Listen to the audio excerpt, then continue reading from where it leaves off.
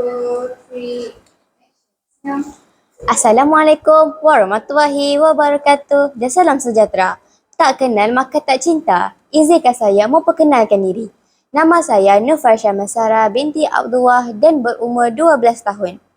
Saya belajar di Sekolah Kebangsaan Baganserai, Perak. Kod sekolah saya ialah ABA 3002. Saya amat minati bidang fotografi dan membaca buku.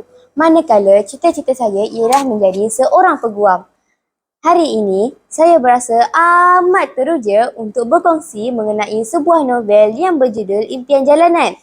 Buku ini merupakan hasil karya penulis Tim Abdullah dan diterbitkan oleh Iman Publication. Buku ini mempunyai 348 halaman bercetak.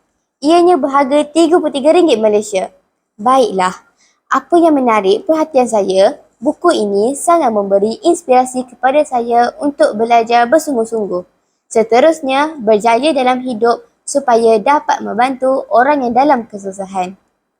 Saya juga meminati penulisan karya tim ini kerana kepribadian watak-watak seperti Iskandar sendiri dan Ahmad iaitu rakan baiknya yang sentiasa setia dalam keadaan susah dan senang.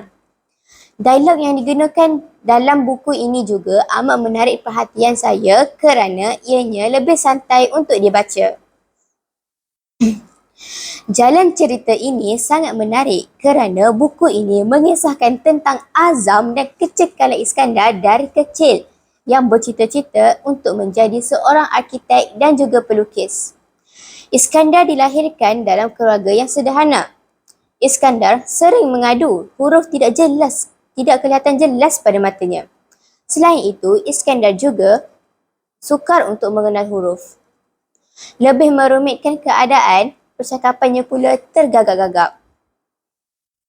Bercermin mata, tergagap-gagap dan tidak pandai membaca membuatkan Iskandar sering diejek rakan sekolah sehingga menyebabkan dirinya berasa rendah hati yang teramat. Walau bagaimanapun, Iskandar seorang budak yang bijak dalam mengatur strategi untuk mencapai apa yang diinginkan. Dengan bakat melukis yang sangat hebat, pembaca akan lihat bagaimana Iskandar berusaha untuk memenangi pertandingan mewarna peringkat daerah. Dari sekolah rendah lagi, Iskandar sudah belajar untuk mencari duit sendiri daripada hasil lukisannya. Penulis juga mengajar pembaca erti keikhlasan dalam membuat kebaikan. Hal ini jelas apabila Iskandar memberi makan kepada gelandangan tanpa pengetahuan mereka.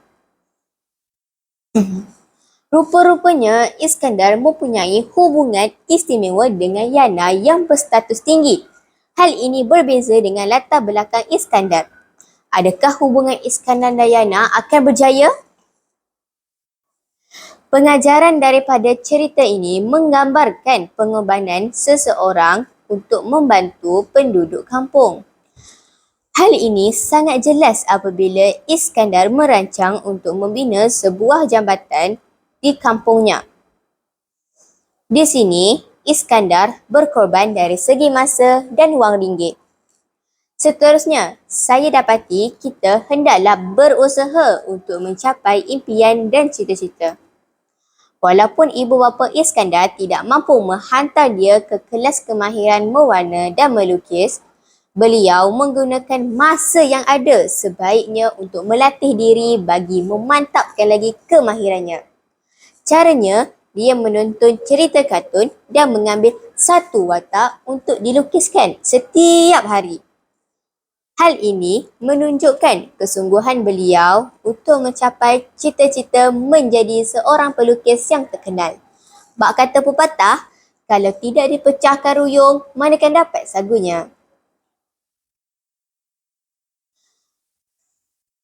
Cuma pada pendapat saya, ada sedikit sahaja kekurangan yang terdapat dalam cerita ini untuk penambahbaikan penulis pada masa akan datang.